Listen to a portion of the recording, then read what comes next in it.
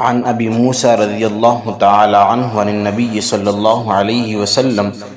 انه كان اذا اتاه السائل او صاحب الحاجة قال اشفعوا فلتؤجروا ويقضي الله على لسان رسوله ما شاء متفق علیہ او کما قال علیہ الصلاۃ والسلام۔ حضرت ابو موسیٰ رضی اللہ تعالی عنہ نبی کریم صلی اللہ علیہ وآلہ وسلم سے روایت کرتے ہیں کہ جب آپ صلی اللہ علیہ وآلہ وسلم کے پاس کوئی سائل یا کوئی ضرورت مند آتا تو صحابہ اکرام سے فرماتے کہ مجھ سے اس شخص کی سفارش کرو تاکہ تمہیں سفارش کا ثواب مل جائے، اور اللہ تعالی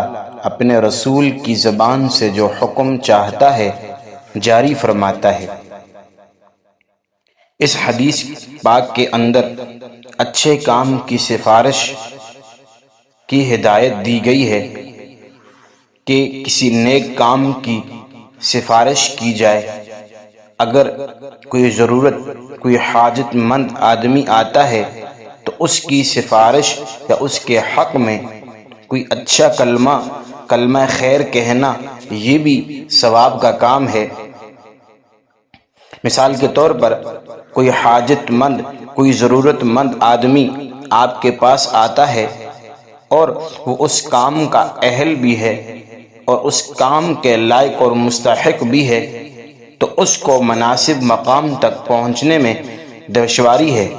تو کسی نے اس کی سفارش کی اور اس کو اس کے مناسب مقام تک پہنچا دیا تو یہ بھی ثواب کا کام ہے۔ اس لیے ہمیں یہ کوشش کرنی چاہیے اور نیک کاموں میں تو جلدی کرنی چاہیے کہ اگر کوئی حاجت، کوئی ضرورت مند انسان ہمارے پاس آتا ہے،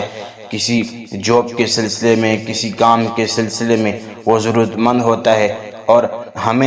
ہمارے اندر اتنی صلاحیت ہوتی ہے کہ ہم اگر اس کی سفارش کریں تو اس کا کام ہو سکتا ہے، اور وہ شخص اس جاب کے مناسب بھی ہے، لائق بھی ہے، اہل بھی ہے، تو پھر ہمیں اس کی سفارش کرنی چاہیے، کیونکہ یہ نیک کام ہے۔ کیونکہ حدیث پاک میں آتا ہے الدال علی الخیر کفاعلہ، ان کی نیکی کی طرف، نیک کام کی طرف رہنمائی کرنے والوں کو اتنا ہی ثواب ملتا ہے جتنا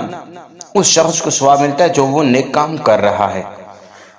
لیکن اس کے برعکس اگر ہم کسی ایسے شخص کی سفارش کرتے ہیں،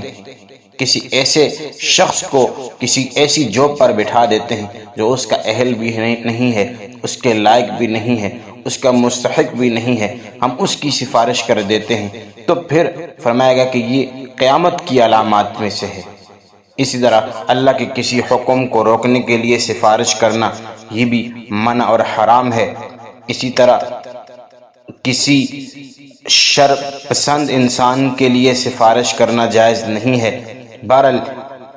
جائز سفارش ثواب کا کام ہے، خاص سفارش قبول ہو یا نہ ہو۔